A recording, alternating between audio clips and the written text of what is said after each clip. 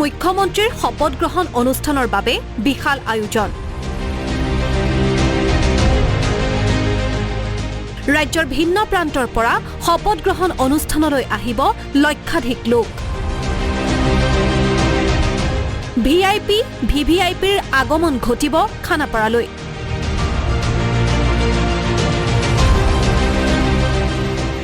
পিছে কাইলৈ যান-জঁটৰ সমস্যা কেনেদৰে সমাধান কৰিব আৰক্ষীয়ে? কাইলৈ কোনকেইটা পথত হ'ব সৰ্বাধিক ট্ৰেফিক?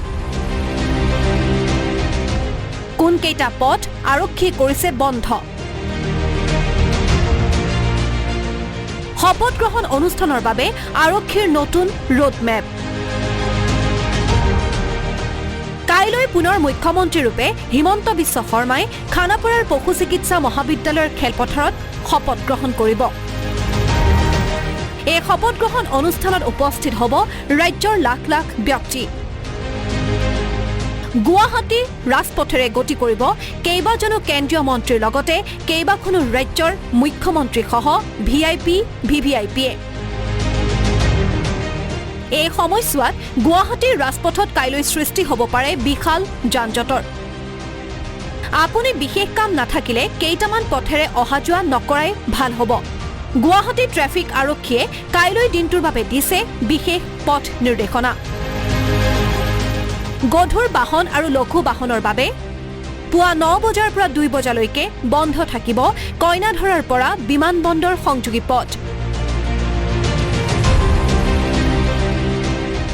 কইনাধৰাৰ পৰা জালুকবাৰী AEC পইণ্টলৈকে কেৱল এটা লেনতে চলিব বাহন। ট্ৰাক, ডাম্পাৰ, হাইড্ৰা ইত্যাদি বাহন চলিব নোৱাৰিব এই পথত। 27 আৰু 17 নং ৰাষ্ট্ৰীয় ঘাইপথৰ বাবে এই নিয়ম প্ৰযোজ্য হ'ব।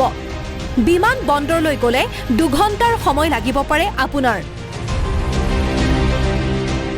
এটা লেন যিকোনো আপতকালীন আৰু সুৰক্ষা ব্যৱস্থাৰ বাবে বন্ধ ৰাখিব।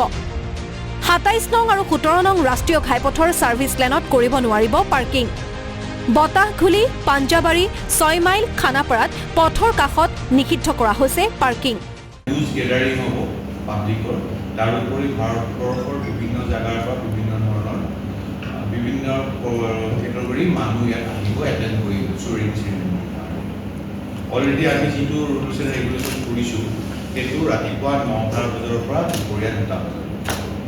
এই ক্ষেত্ৰত প্ৰথমটো হ'ব যিটো NH-27 আছে, NH-27টোত আমি সকলো ধৰণৰ ডাঙৰ গাড়ী যিবিলাক মাল কঢ়োৱা গাড়ী থাকে, বাছ, ট্ৰাক, বিশেষকৈ ট্ৰাক, ডাম্পাৰ, JCB, হাইড্ৰা, এই কোনো ধৰণৰ গাড়ীখিনি চলাচল আমি NH-27 আৰু NH-17 আমি হ'ব নিদিম।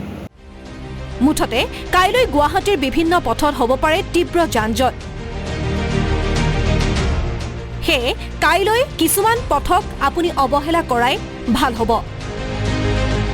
সমীৰণ শইকীয়াৰ ৰিপৰ্ট, আসাম টক্স।